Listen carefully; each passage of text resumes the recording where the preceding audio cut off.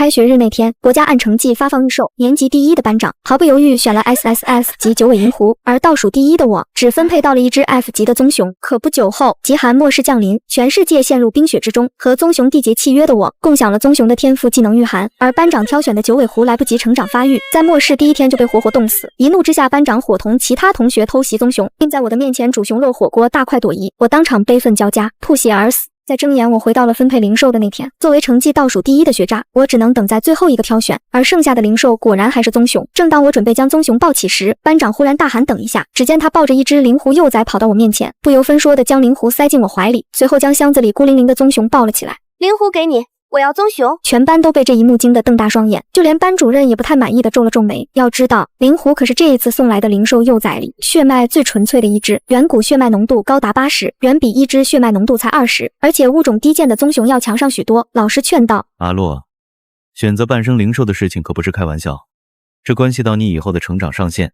安洛瑩咬唇，睜着一雙濕漉漉的眼睛，大公無私道：老師，方然同學比我更需要這靈狐，我成績好，不管跟什麼零售締結契約，都能修煉得很快。安洛瑩的一番話引起了班級裡一片掌聲，班主任也讚賞地點了點頭，隨後讓我趕緊謝謝班長。我眨巴眨巴眼睛，將靈狐往前一伸，你不用跟我換，我真的挺喜歡那頭棕熊的。安洛瑩眼神慌亂了一下，將手裡的棕熊抱得更緊了一些。她抱着小棕熊皺眉的樣子，像是我欺負了她一般，軟聲開口：方然，你不用試探我，我是真心願意和你交換，我不吃他這一套。繼續倒真不用。我話還沒說完，右手虎口忽然被什麼給咬了一下，低頭一看，發現是小靈狐咬了我一口，鮮紅色的血珠順着傷口湧出來。小靈狐伸出舌頭，酥酥麻麻地舔着我的皮膚。說話功夫，我竟然被靈狐給主動結契了，而且還是同生共死的血脈契約。同學們望着我，發出一陣噓聲。原來以為方然是不知好歹，才不要洛瑩讓給他的靈狐，原來是從這裝腔作勢，一邊說把靈狐還給洛瑩，一邊又趕緊跟靈狐契約，生怕洛瑩反悔。第一次看到這麼又當又立的靈狐與我締結契約後，暈暈乎乎閉上眼睛，陷入了沉睡。我聽着耳邊的議論聲，一張老臉憋得通紅。他們不知道，我是真的嫌棄手裡這個廢物靈狐。被小靈狐強行契約後，我只能忍着旁人翻過來的白眼。只有我知道，眼前這個看起來搶手的靈狐，再過半個月後就會成為一個沒用的累赘。不對，不止我知道，安洛瑩也知道。從他放棄要靈狐，而跟我搶棕熊的那一刻起，我便知道他跟我一樣也是重生的。上一世安洛瑩選了靈狐，而我只能和沒有人選的棕熊締結契約。沒想到半個月後，極寒末世降臨，全球陷入零下50度的絕對寒冰中，地球淪為冷酷、血統高貴的靈狐，比起血脈博雜的其他靈獸，需要更久的成長週期。極寒末世到來的時候，靈狐還是個只會吃奶的小廢物，在末世到來當天就被凍死。而我的棕熊在我精心餵養下，已經進入了少年時期，覺醒天賦共享，在零下50度的溫度下，和我共享了天賦技能御寒。我成為了末世下最不怕凍死的人。我隨着學校組織的異能者小隊，一同出去尋找物資。一路上，安洛瑩幾次誘惑棕熊和我取消契約，成為他的半生零售，卻被棕熊拒絕。被拒絕多次的安洛瑩惱羞成怒，跟別人說只要吃了棕熊肉，一樣可以獲得抵禦寒冷的能力。於是再一次出去尋找物資的路上，安洛瑩聯合別人一起將棕熊殺死，在吃人求生的末世，成為了他們果腹的物資。我犯愁地看向安洛瑩手中的棕熊，上一世我和棕熊感情很深，我們是可以把身後交給彼此最親密的夥伴。沒想到這一世卻讓安洛瑩把棕熊給我搶去了。我可以不在意失去了天賦技能御寒，就是心疼棕熊跟在安洛瑩身邊會不會吃不飽穿不暖。我正盯着棕熊發呆，卻見棕熊同樣轉着眼珠子看向了我，目光對視上時，竟然對我眨了2下眼睛，不是1下，不是3下，而是2下。我心裡湧現出一陣欣喜。眨2下眼睛是上一世我和棕熊之間的一個暗號，眨2下眼睛正是讓我放心的意思，他也重生了。想到此，我不禁為安洛瑩投去一個自求多福的目光。指尖忽然被一張溫熱的小嘴吮住，低頭一看，原來是我那除了好看一無是處、高貴的廢物小祖宗。我不是廢物，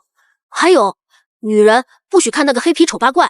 我用另一只手戳了戳小靈狐，低聲道：是你在說話。小靈狐傲嬌地哼了一聲，在我懷裡懶洋洋地翻了一個身。我覺得我不該叫他靈狐，我應該喚他一聲少爺。我叫凛夜，女人，你要是想叫我少爺也可以啊。我戳了戳他的腦袋，小屁孩，誰教你這麼中二的？分配完零售後，我抱着靈狐回到教室。講台上，班主任在黑板上講起了契約陣法的繪制方式。大多數契約獸都是由人類發起契約，獸族天生高傲，幼崽時期的獸族相對溫和，但也只有極少的獸在看到親近人類的時候才會主動發起契約。講完注意事項，班級內同學開始嘗試和自己的契約獸締結契約。除了我，如果不是親眼所見，誰敢相信我竟然被一隻高貴的靈狐強制愛了？林葉，你為什麼要主動跟我契約啊？我不喜歡那個女人，她好臭啊！我打趣道。安洛瑩可是學校校花，學校不知道多少男人追着說香呢。林葉不服服氣的聲音響起，那是他們眼瞎，看不到靈魂的惡臭。班級裡，安洛營率先繪制完了契約陣法，漂亮嬌弱的臉上閃過一抹喜色，向棕熊發起了契約。契約陣法將棕熊籠罩，飛速旋轉，陣法裡的棕熊調動身上的靈力，偷偷對陣法進行了2筆更改。陣法從普通的平等契約悄無聲息地變成了主僕契約。不過棕熊是主，安洛營是僕，這是上一世和棕熊外出歷練時，在遺跡裡發現了一個陣法。沒想到現在卻被棕熊用來給安洛營下套。和安洛營契約成功的棕熊得意地看了我一眼。班級內同學全都契約完畢，班主任給每人都發下来一份修煉物資，我留下1塊零食，剩下全都餵給林葉。19塊零食像薯片一樣被林葉咬得嘎嘣響，還沒等出教室呢，我的零食就已經被消耗完。同學們看着我，目光滿是詫異。方然瘋了，1個星期的修煉物資他就全給靈狐吃了。他剛才有沒有認真聽課？不知道靈獸的生長周期一般很緩慢，所以餵養的時候不能着急。發下來的零食主要是用來給自己修煉的嗎？靈狐給他契約真是白瞎了。就連班主任也皺了皺眉，某些同學注意一下，零食每個月分配到數量有限，浪費掉了學校也不会再額外給你。我知道老師在没點名没道姓的說我，乖巧的應了一聲，老師我知道。說實話，上一世我在修煉資源上對棕熊很大方，一般同學都是4比1跟灵獸分修煉資源，我從來都是跟棕熊对半分。我認為我們既然是夥伴，就應該1人1半。可是哪怕對棕熊，我也沒對靈狐這麼大方，因為我忽然想到，靈狐跟我締結的是血脈契約，一般的平等契約，人獸任何一方死了，對於對方都不會有影響。但是血脈契約不一樣，血脈契約同生共死，靈狐要是同上一世一般在末世第1天就凍死了，那我也活不了。所以說，現在這祖宗的命比什麼都重要。剩下的時間，班主任讓同學們自己找地方自行修煉。我抱着靈狐往外走，路過安洛營的時候，他忽然用半個身子擋住了我，用盡我能聽見的聲音道：“我知道你也重生了，這一世該我享受棕熊的技能御寒了。”我勾了勾唇，那你一定要好好活下去啊！安洛營眼中充滿得意，我有了棕熊，當然能好好活下去治癒你。2個廢物，就等着死在極寒末世的第1天吧。靈狐在我懷裡掀起眼皮，懶洋洋地看了一眼，他抬起屁股，對着安洛營放了一個臭氣衝天的響屁。安洛營臉上的從容瞬間分崩瓦解，尖叫着往後退了好幾步。方然，你有病吧？把這個臭狐狸給我拿遠點。是，我笑了聲，抱着靈狐轉頭走了。養獸是個無底洞，到哪裡去弄來大量零食成了一個難題。我一邊揪着靈狐的毛，一邊思考，忽然想到上一世在末世爆發前，媒體曝光了一個小型靈脈，按照時間，暫時應該沒有人發現。我帶着靈狐芒不停地開車趕往靈脈，等我到上一世標記出靈脈的大概位置，發現安洛營竟然先我一步，也趕到了這裡。安洛營是世家大小姐，人脈資源都不是我一個平民能比，只能眼巴巴地看着安洛營帶着20多個壯漢開採靈脈。靈狐窩在我懷裡，看着一塊接着一塊被開採出來亮得耀眼的透色零食，同樣眼巴巴地咽了一口口水。我一把捂住了靈狐的眼睛，別看了仔，這裡的零食品質差，媽靈你去別的地方討飯去。我抱着靈狐1步3回頭，眼看要走遠了，腦海裡忽然傳來一道驚喜聲音：姐姐是你嗎？我頓住腳步，棕熊然後問道：你能傳音了？安洛營的女人在我身上下了血本，給我用了一株醒魂草，讓我能夠通過精神進行傳音。棕熊又跟我道：姐姐，你帶着靈狐先找地方休息一會吧，等零食都挖出來，我再叫你。靈脈那邊交給棕熊。我抱着林葉回到車子上，吹着空調吃西瓜，又在車子中控屏上找了個電影放映。電影是個紀錄片，沒一會就看得我昏昏欲睡。在醒來時候，天色已經暗了下來，荒郊野外的山林沒有一點燈光，四周全是悄無聲息的黑暗。恰在這時，棕熊也給我傳訊過來：姐姐快來，他們都走了。我應了一聲。夜幕下，我抱着靈狐一步步向靈脈的地方走近，果然像棕熊跟我說的一樣，靈脈附近已經沒有人，只留下了一個用來將靈脈隱藏的陣法。沒一會，棕熊便解開陣法，對我露出一個腦袋。如今他已經張口能言，向我揮了揮手：姐姐來。棕熊將靈脈的零食分成了3堆，給自己留了一小小堆。姐姐我留這些就好，另外還有一小堆和山包一樣的超大堆。林葉望着那超大堆零食，眼裡冒着綠光，酸溜溜的聲音在我腦海響起：女人這個黑皮對你還真大方。棕熊指着一小堆道：姐姐這些你留着修煉。然后指着超大堆道：那些都留給弟弟吧。卧槽，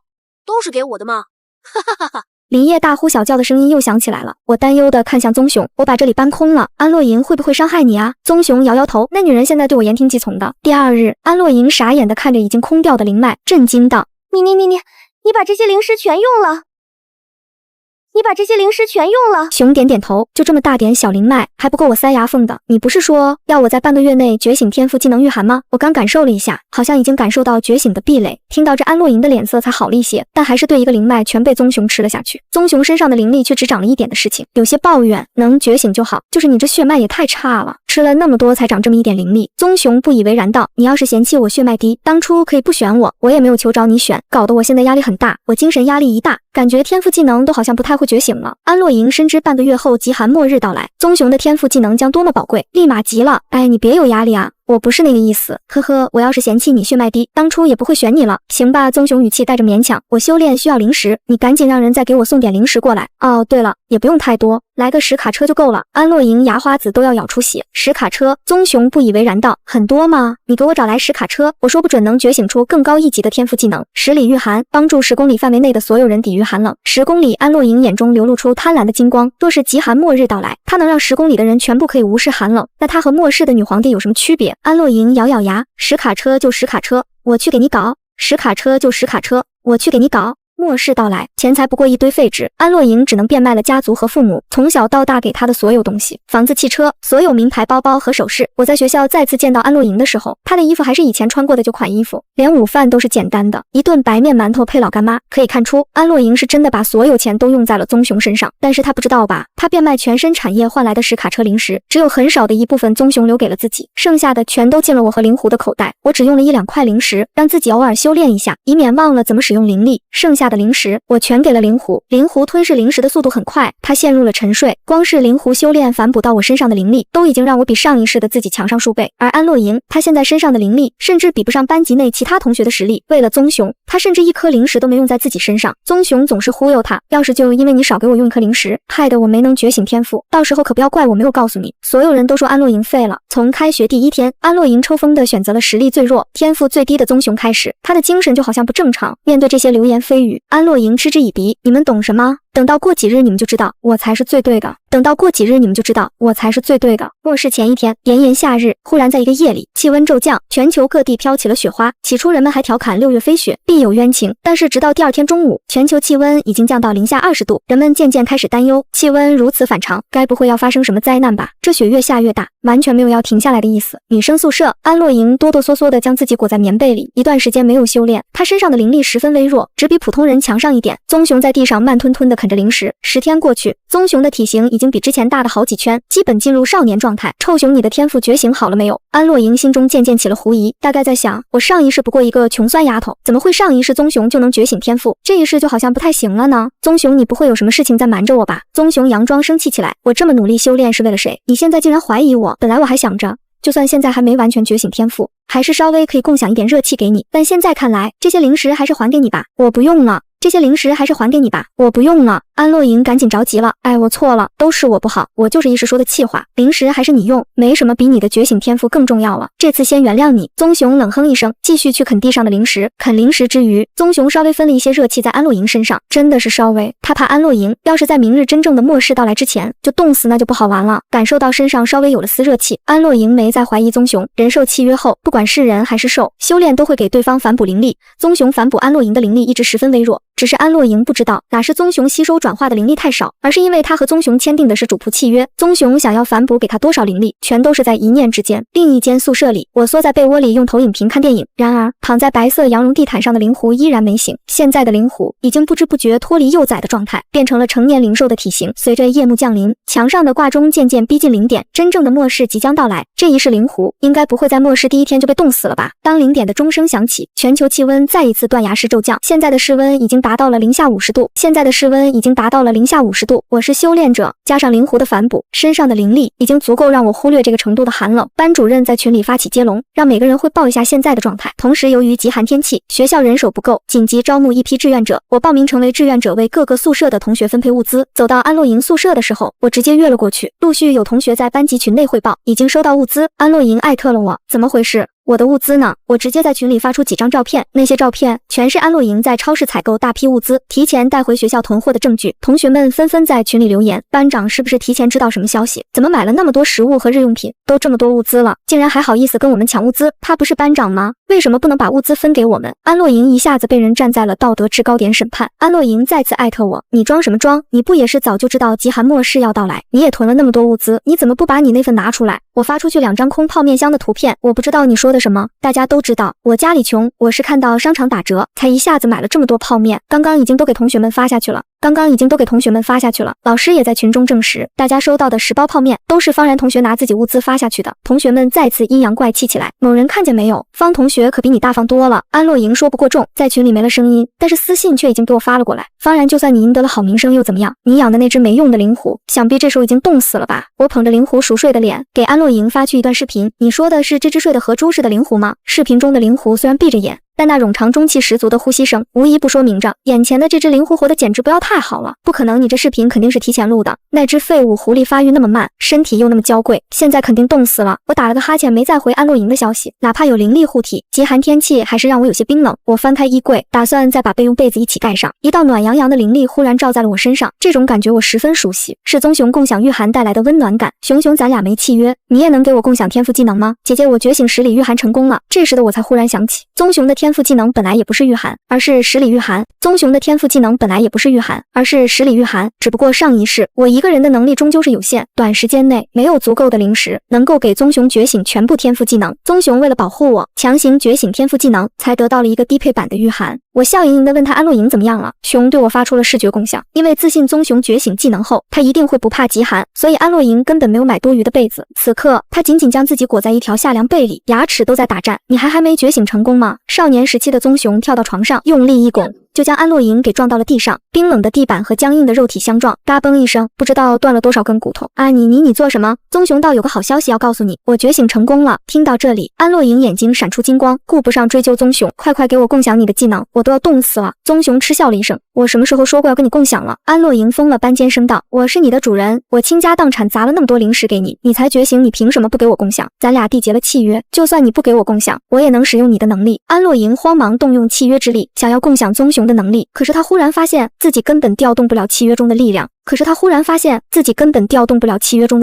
棕熊冷眼笑道，你睜大眼睛看看，咱們兩個締結的到底是什麼契約？安洛瑩又仔細檢查一遍契約，才發現有2道陣法竟然出現了被人改動的痕跡。棕熊眼中閃過輕蔑，看清楚了吧，這個是主僕契約，憑你也配共享我的技能？安洛瑩躺在地上呆若木雞，你也重生了。極寒末世降臨的白天，全球氣溫已經不再公開，如上一世一樣，供電系統、供水系統、網絡系統全面癱瘓。這一晚上很多人沒有再醒過來。又過了5天後，學校秩序已經徹底亂套，很多同學物資耗盡，開始出門搶奪其他宿舍的食物。門外幾個高年級的學生盯上了我，我盤算了一下，如今的實力有棕熊的御寒護體，再加上靈狐反哺給我的大量靈力，學校的很多老師也不是我的對手，他們就算人多，我也絲毫不怕。聽着門外瘋狂的敲門聲，我的掌心已經聚集好靈力，還沒等我出手，一股巨大的能量忽然從我房間裡擴散出去，門外的人連滾帶爬，驚慌逃走。靈狐還盤踞在毛毯上，閉着雙眼。我摸了摸靈狐的頭，爺，你要醒了嗎？安洛瑩的宿舍也有人想闖，不過全部被棕熊趕走了。有棕熊的存在，安洛瑩現在還沒死，但也離死不遠了。他躺在地上，骨頭斷裂的傷口散發出一股惡臭，每每想要暈厥，就被剛好要如廁的棕熊呲一臉。騷氣沖天的熊尿，美名曰怕你冷，熱乎乎的，賞你的。棕熊記憶力好，又十分記仇，他按照前世的記憶，將夥同安洛瑩殺害我倆的人全都一一找了出來，全部一口咬死。學校裡剩下的人跟他沒有仇怨，棕熊索性也沒有再藏着，發動了技能10里御寒，整個學校範圍內所有人身上都湧現出一道暖流，宛若神明庇護。連躺在地上等死的安洛瑩也終於體驗到了御寒的感覺，一股灼熱的暖流直通全身，對別人來講也許的賜福，但對於他來講卻是加速生機流失的催命符。不只是骨頭，他的很多內臟都在之前的撞擊中被震裂，有極寒溫度，冰凍腐爛的速度被延緩，但是此時忽然被解凍，安洛瑩的內臟開始全面失衡腐爛，他呆愣愣躺在地上，緩緩挪動着身體，似乎想要找個舒服一些的姿勢，到死之前都沒有閉上雙眼。這日清晨，我感覺身上格外溫暖，睜開眼，全身被一張巨大的身體從上壓住，那是一張刀削般的俊臉，臉骨狹窄，五官分明。林燁，男人唇角愉悅地勾了起來。